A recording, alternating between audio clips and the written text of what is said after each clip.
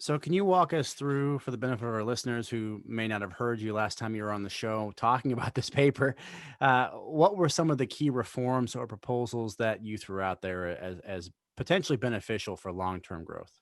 Yeah, absolutely. And just to put a hammer on this point, we talk all the time about tax reform as a way to promote economic growth. We talk all the time about infrastructure. Social Security is actually the biggest government program. It's the biggest tax most people pay.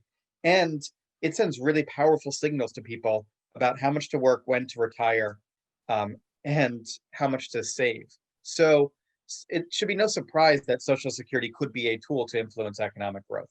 Now, we put forward a few ideas that we think would achieve that goal. Number one, um, we want to encourage people to work longer, but in more flexible ways. Right now, retirement is very binary. You work, you work, you work, and one day you stop.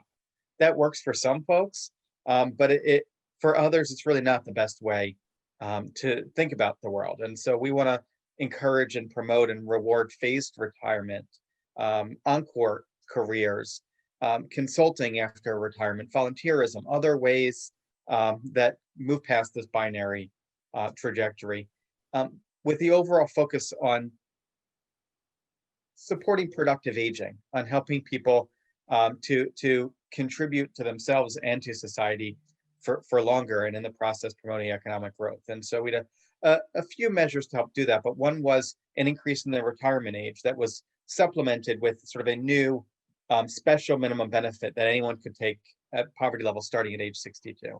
Second, we wanted to promote work at all ages and support work at all ages. And so we really put on its head the arcane Social Security benefit formula that really rewards early years of work more than later years of work, with a new formula that counts every year of work the same. And if we count every year of work the same, we're no longer punishing some years relative to others. Number three, a key to getting more investment in the economy is to get more savings in the economy. And so we thought that on top of Social Security, we should make it easier for people to save for retirement. And so we created these supplemental accounts that were totally voluntary, but were automatically deducted from your paycheck unless you opted out of them. And then number four, we got to get Social Security's finances under control. Simply getting the Social Security solvent can substantially lower our overall debt outlook, improve our overall debt outlook. And CBO told us just 2 weeks ago, the rising debt we're going to experience over the next 30 years is going to slow economic growth by about 0.2% per year, which adds up being pretty substantial. That's more than a 10% reduction in our growth rate. So just by reducing our debt, by making Social Security solvent, by giving people more certainty and understanding about its future, that in itself is going to promote economic growth as well. Politicians and voters viscerally react to the word Social Security reform because they always think that the phrase means nothing but painful choices, whether it's cuts in benefits, cuts in COLAs, or just cuts in retirement security. But Social Security has its own flaws and inequities. For example, the payroll tax is regressive. The benefit formula shortchanges single parents.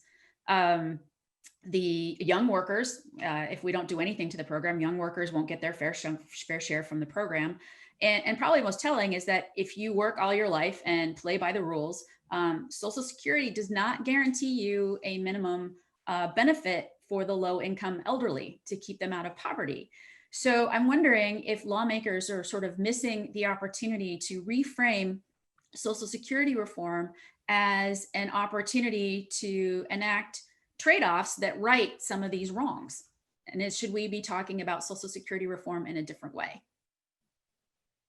Yeah, so look, we can't pretend Social Security reform is all candy. There will be tough choices, but we need to stop thinking of it entirely as tough choices for two reasons. First of all, Social Security reform is an opportunity to improve the program itself, to address many of the inequities you mentioned, to create we establish a new poverty level benefit that anyone age 62 or over can get. We definitely need to rethink, although it wasn't in our plan, the relative distribution of wealthy one and or spouse households that are getting very high benefits, Mhm. and poor widows that are getting very low benefits. There is a lot we can do. And as I mentioned, if you work more than 35 years on the Social Security program, your additional years of work are sort of almost worthless for the purpose of the benefit.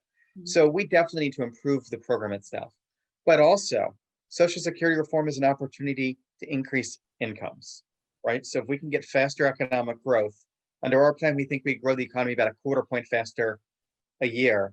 That's thousands of dollars of higher income. I believe $7,000 increase in average income by 2050, just from enacting this plan.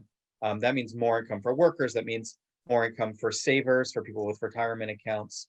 And so Social Security can be a win for the economy, can be a win for households, can be a win for incomes, and it can be a win for many seniors, especially the more vulnerable seniors that are left behind in part by the current program. How has the pandemic impacted the health of the Social Security system as a whole, and perhaps B, the plight of retirees right now? So for the most part, retirees have been among the most insulated from the financial effects of the crisis. They're also the most victim to the public health effects. But in terms of the financial effects, the stock market is actually higher now than it was at the beginning of the year. Social Security has continued to pay full benefits. And so retirees have been pretty financially protected, which is why calls for larger Social Security and light of the pandemic seem to be missing the mark. The real victims of the pandemic are folks that have lost their jobs and are no longer getting that bonus unemployment, folks that have their hours cut or aren't able to get as many Uber rides, small business owners that are seeing nobody going into their restaurants or their other small businesses. Those are the victims we need to worry about. Most retirees, from a financial aspect, have done pretty well throughout this crisis. I do worry about older workers because it's not necessarily safe for them to go into the office in many cases. And so I very much worry about older workers. I don't worry so much about retirees and their financial state. But the Social Security program as a whole has suffered. When people are not at their jobs or their hours are cut, they pay less in payroll tax. And that less in payroll tax means less money going into the trust fund. That's partially offset by the lower inflation and lower wage growth. That means benefits will be lower. But overall, we think that insolvency is likely to come a year earlier, maybe 2 years earlier. CBO had been saying insolvency in 2032. Now they say 2031 as an example. And so Social Security Trust Fund is in worse situation, and it's more urgent now that we address it.